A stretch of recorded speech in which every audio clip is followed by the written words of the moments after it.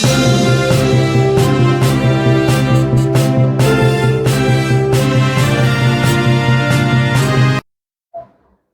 जय हिंद।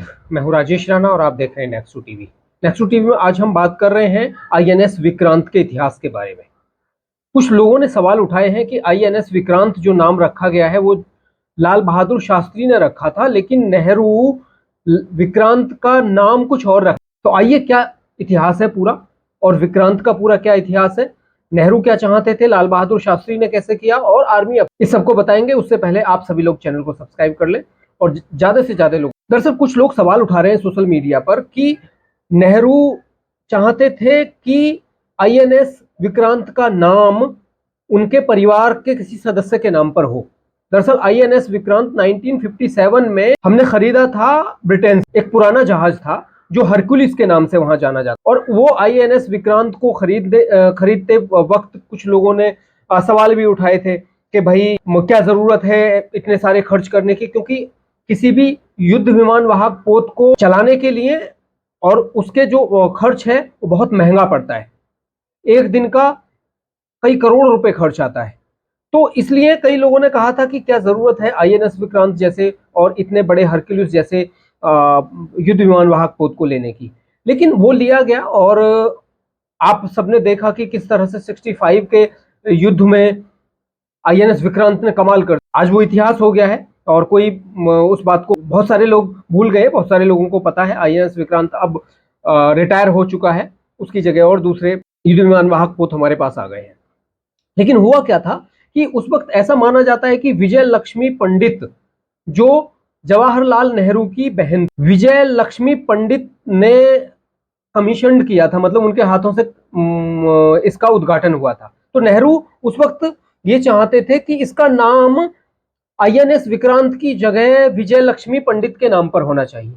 तो कई लोग ये सवाल उठा रहे हैं कि नेहरू ने पूरी जो तमाम संस्थाएं थी और हैं वहां नेहरू गांधी परिवार के नाम पर ही वो चल रही हैं, चाहे शिक्षण संस्थानें हों, चाहे खेल पुरस्कार हों, ये बहुत सारी चीजें हैं जो हमेशा नेहरू गांधी परिवार के नाम पर ही चल रही हैं।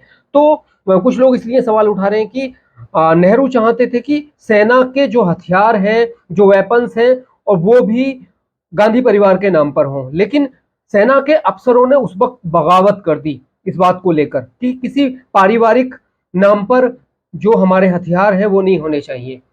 वो हमारे शौर्य के प्रतीक हैं, वो हमारे साहस के प्रतीक हैं, वो हमारे गौरव के प्रतीक हैं। तो उनमें किसी परिवार का नाम नहीं होना चाहिए। इसी को लेकर ऐसा बताया जाता है कि सेना में भी बहस हुई थी, सेना के अफसरों में भी ये बहस हुई थी और सेना के अफसर नहीं चाहते थे कि विजय लक्ष्मी पंडित के नाम पर ये आईएनएस विक्रांत हो।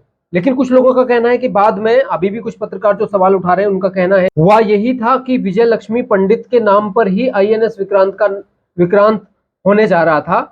लेकिन लाल बहादुर शास्त्री ने उसका नाम, जब वो प्रधानमंत्री बने, तो आईएनएस विक्रांत कर दिया। हालांकि इसके कोई लिखित हमें सबूत नहीं मिले हैं किसी भी तरह के, लेकिन उन लोगों का कहना है कि ये सारे जो सबूत हैं वो कांग्रेस हमेशा से मिटाती चली आई है कि ऐसा कोई भी सवाल ना उठे। इसकी वजह आईएनएस विक्रांत का अपना एक गौरवशाली इतिहास रहा है। आईएनएस विक्रांत ने किस तरह से पूर्वी पाकिस्तान को तोड़ने में हमारी मदद, किस तरह से पाकिस्तान आईएनएस विक्रांत को डुबाने के लिए गाजी पनडुब्बी को भेजा था, और गाजी पनडुब्बी को हमने धोखा देकर भारत के समुद्र में मार गिराया था। वो गाजी पनडुब्बी जो थी वो अमेरिका की आधुनिक पनडुब्बी थी उस वक्त, और बहुत कमाल की पनडुब्बी थी वो, कोई ऐसा नहीं, आधुनिक पनडुब्बी थी। हमारे पास तो सोवियत के जमाने की पुरानी पनडुब्बियां थी और वो पुरानी पनडुब्बियां उस पनडुब्बी का सामना नहीं कर सकती थी। लेकिन हमारे पास उस पनडुब्बी को डुबाने के लिए कोई बहुत बड़ा कोई ऐसा साधन नहीं था, लेकिन हमारे पास आईएनएस राजपूत था। आईएनएस राजपूत को हमने आईएनएस विक्रांत बनाकर भेजा, और आईएनएस राजपूत जो होता है वो पनडुब्बी रोधक होता है, उसमें पनडुब्बी रोधक मिसाइल्स होती है, जो समुद्री मिसाइल्स होती है, उनको भेजा और आईएनएस गाजी को डुबो दिया। इसके बाद से पाकिस्तान की कमर टूट गई पूरी तरह से और पाकिस्तान ने एक तरह से हार मान ली। तो ये बहुत सारी चीजें हुई। आईएनएस विक्रांत से जो हमारे हवाई जहाज थे उस वक्त, वो उड़कर पाकिस्तान में जाकर हमला कर रहे, उसके बाद से पाकिस्तान की कमर टूट गई और पूरी तरह से बहुत जल्दी से वो युद्ध को हार गया पाकिस्तान। तो आईएनएस विक्रांत ने हमारे लिए समुद्री सुरक्षा से लेकर जो हमारी सीमावर्ती सुरक्षाएं थी उनके लिए बहुत गौरवशाली काम किया था और बहुत गौरव की बात थी हमारे पास आईएनएस विक्रांत का होना। लेकिन कुछ लोग जो सवाल उठा रहे हैं कि नेहरू पंडित जो थे वो विजय लक्ष्मी पंडित के नाम पर आईएनएस विक्रांत का नाम रखना चाहते थे, तो ये कोई ऐसे हमें लिखित में सबूत नहीं मिले हैं। हाँ, कुछ लोगों ने जो सवाल उठाए हैं उन सवालों के आधार पर हमने ये रिपोर्ट बनाई है और इस रिपोर्ट को बता रहे हैं हम कि किस तरह से आईएनएस विक्रांत यानी कि जो हमारे सैन्य संसाधन थे, जो सैन्य हथियार थे, उनमें भी गांधी परिवार या नेहरू परिवार का नाम घुसेड़ा जाने की कोशिश हो रही। वहां भी आपने सब देखा होगा, चाहे नेहरू मेमोरियल से लेके, खेल पुरस्कार से लेके, संस्थानों से लेके, शिक्षण संस्थान, जो तमाम संस्थान है उनमें सब में गांधी और नेहरू परिवार का ही नाम घुसा हुआ है। और जो देश के प्राइड थे उनका कहीं नाम नहीं है। जो हमारे बलिदान दिया जिन शहीदों ने, उनका कहीं नाम नहीं होता था। इसी वजह से सेना ने इसका विरोध किया कि सेना में आप इस तरह के नाम नहीं लिख सकते। जो हमारे साहस के और जो हमारी वीरता के प्रतीक हथियार हैं उनमें आप गांधी परिवार या नेहरू परिवार का नाम नहीं लगा सकते। तो नेहरू उसके बाद पीछे हट गए ऐसा बताया जाता है और फिर उसका नाम आईएनएस विक्रांत रखा गया। विक्रांत का मतलब ही साहस होता है, अपराजय, जो अपराजय रहे। और विक्रांत अपने लास्ट वक्त तक अपराजय रहा।